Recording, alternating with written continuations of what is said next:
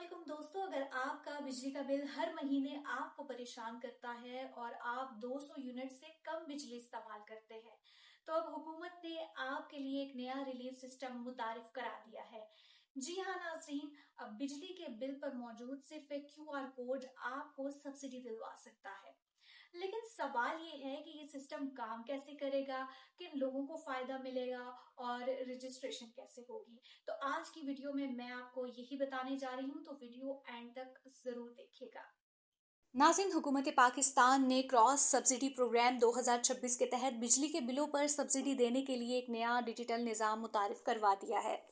इस सिस्टम का मकसद ये है कि सब्सिडी सिर्फ हकीकी और मुस्तहिक अफराद तक पहुंच सके और वो लोग जो एक ही घर में कई मीटर लगाकर बार बार सब्सिडी लेते थे उन्हें रोका जा सके। अब बात करते हैं कि लोगों को ये सब्सिडी मिलेगी।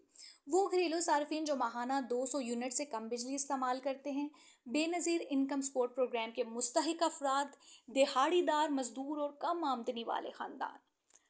अब सबसे अहम सवाल, रजिस्ट्रेशन कैसे होगी। जब आपको बिजली का बिल मिलेगा तो इस पर एक क्यूआर कोड मौजूद होगा। आपने अपने मोबाइल से इस क्यूआर कोड को स्कैन करना है। इसके बाद आप एक सरकारी पोर्टल पर पहुंच जाएंगे जहां आपको अपने बिजली के बिल का 14 हिस्सों वाला रेफरेंस नंबर दर्ज करना होगा। अपना शनाख्ती कार्ड नंबर लिखना होगा। इसके बाद आपके मोबाइल नंबर पर एक ओटीपी यानी वन टाइम पासवर्ड आएगा।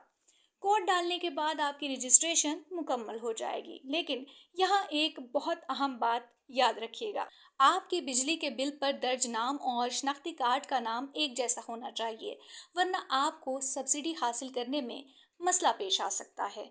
और अगर किसी के पास स्मार्टफोन नहीं है या क्यूआर कोड स्कैन करना नहीं आता, तो हुकूमत ने डिप्टी कमिश्नर ऑफिसेज और यूनियन काउंसिल्स में हुसूसी हेल्प डेस्क भी कायम कर दिए हैं, जहां जाकर लोग आसानी से रजिस्ट्रेशन करवा सकते हैं। अगर क्यूआर कोड काम नहीं करे तो आप ऑफिशियल पोर्टल पर जाकर फौरी तौर पर भी अपनी तफसीलात दर्ज कर सकते हैं। हुकूमत का कहना है कि इस नए सिस्टम से शफाफियत बढ़ेगी, जाली सब्सिडी खत्म होगी और असल हकदार लोगों तक रिलीफ बराह रास्त पहुंच सकेगा।